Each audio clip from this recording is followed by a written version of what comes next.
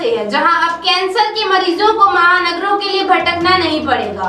Cancer के इलाज के लिए नेशनल अस्पताल की नवनिर्मित सिनर्जी कैंसर यूनिट रीवा का जवाहरलाल कैंसर अस्पताल भोपाल से संबंध हो गया है, जिसमें आज नेशनल अस्पताल में जवाहरलाल कैंसर अस्पताल के medical director doctor Gautam Sarin, oncology विशेषज्ञ डॉक्टर रौनक वाल्वे एवं cancer surgeon doctor Yogeshwar Prasad Shukla एवं नेशनल अस्पताल के संचालक डॉक्टर अखिलेश पटेल उपस्थित रहे।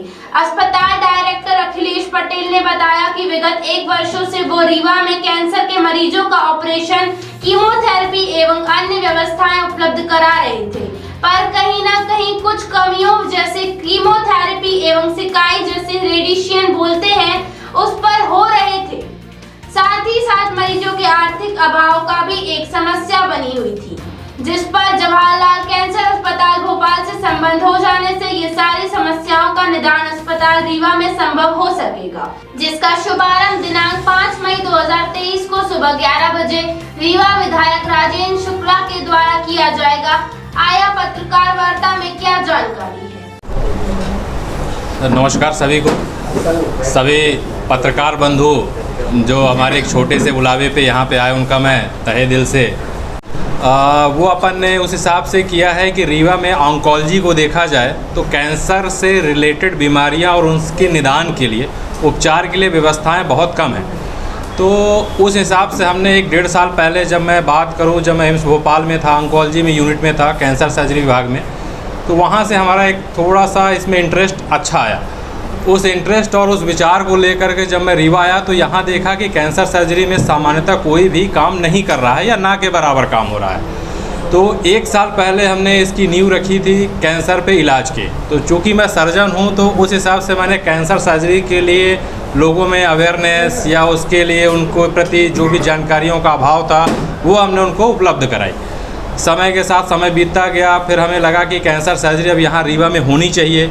उसके कुछ ही महीनों बाद हमारे डॉक्टर योगेश्वर शुक्ला सर हैं, उनको मैंने अनुरोध किया तो मंथली विज़िट पे हमारे यहाँ आना चालू किए। अभी हाल फिलहाल की बात करें तो पिछले 1 साल में हमने कैंसर की 70 से ज़्यादा सर्जरी यहाँ पे कर चुके हैं, जिसमें सभी तरीके के कैंसर देखा जाए तो सिर से लेकर के और पैर तक। उधर बात करें थायराइड का कैंसर, जबड़े का कैंसर, मुख का कैंसर, जबान का कैंसर, स्तन का कैंसर, एब्डोमेन में होने वाले कोलोन के छोटी आंत, बड़ी आंत, रेक्टम, पेनिस का कैंसर, स्क्रोटल कैंसर, गुदा द्वार का कैंसर, ऐसे जो भी होते हैं सारे तरीके के ऑपरेशन हमने कर लिए। हाल फिलहाल में हमने एक कैंसर किया जिसमें हमने नकली जुबान बनाई, प्रिंट मीडिया ने उसको अच्छे से कवर किया था। तो कैंसर का हमारा उद्देश्य यही रहा है कि कैंसर से डरना नहीं है, कैंसर से हमारे साथ मिल के लड़ना है। अब आज की प्रेस कॉन्फ्रेंस इसलिए ज़रूरी है क्योंकि कहीं ना कहीं हमने ये देखा कि सर्जरी तो हम कर पा रहे थे, पर सर्जरी के बाद होने वाले उसके आगे के इलाज के लिए मरीज कहीं ना कहीं यहाँ से जा नहीं पाता था या किसी कारणवश उसको वो डिनाई कर देता था, या ज्ञान या उसके संबंधित जो है उससे उसका अभाव रहता था। तो हमारे डायरेक्टर सर हैं जवाहरलाल नेहरू कैंसर अस्पताल, जो कि मध्य प्रदेश में सबसे बड़ा कैंसर का अस्पताल है।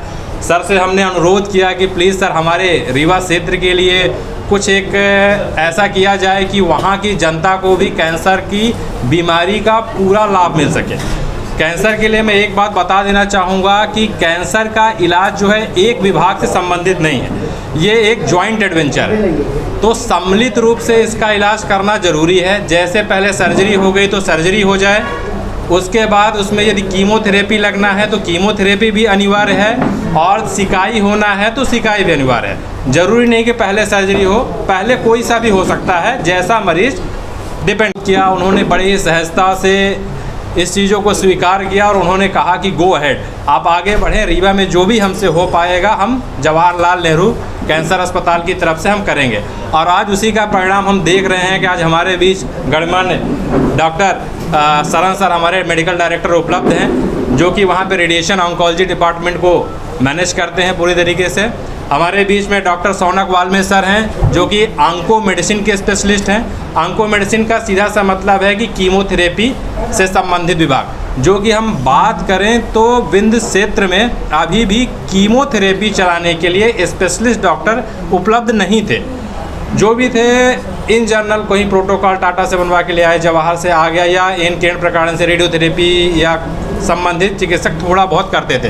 पर कीमोथेरेपी एक ऐसा विभाग है कि यदि उसके स्पेशलाइजेशन में कीमोथेरेपी दी जाती है तो बीमारी का वापस जाने या उसका कम होने की चांसेस बहुत ज़्यादा रहते हैं। तो अब हमारे साथ जुड़ गए हैं डॉक्टर सौनक वाल्मीकि सर और डॉक्टर योगेश्वर शुक्ला सर। जैसे हमने बताया कि हमारे कैंसर सर्जन हैं, स्पेशलिस्ट कैंसर सर्जन हैं, तो सर के ही मार्गदर्शन में हमने इतने ऑपरेशन किए। थीम अब ये हो गई है कि हमने सर के आदेशानुसार, डॉक्टर सरन सर के आदेशानुसार हमने एक कैंसर यूनिट ही पूरी डेवलप कर ली है, जो कि सबसे टॉप फ्लोर पे है, 4th फ्लोर पे है।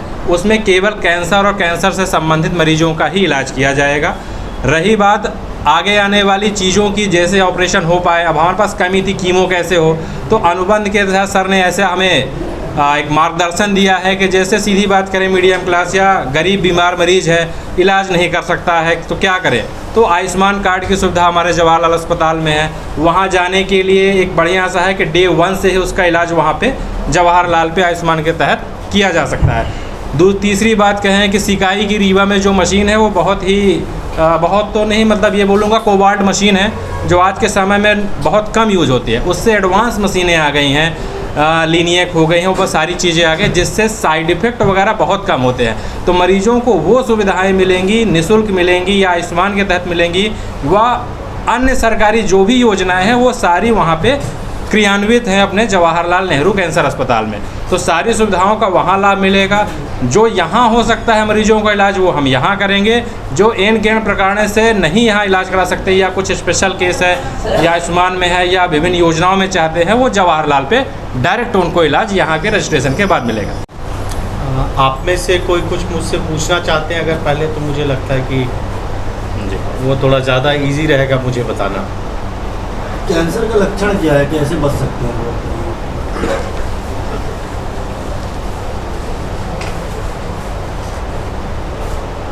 थोड़ा ज़्यादा सामान्य सवाल है, लेकिन कुछ ऐसे लक्षण हैं जो भी आपके शरीर में जो अनयूजुअल है, जो नहीं होना चाहिए। कोई घाव है जो नहीं भर रहा हो, कहीं से ब्लीडिंग हो रही हो जो बंद ना हो रहा हो, आपका असामान्य तरीके से वेट लॉस हो रहा हो, तो या कहीं कोई गांठ हो,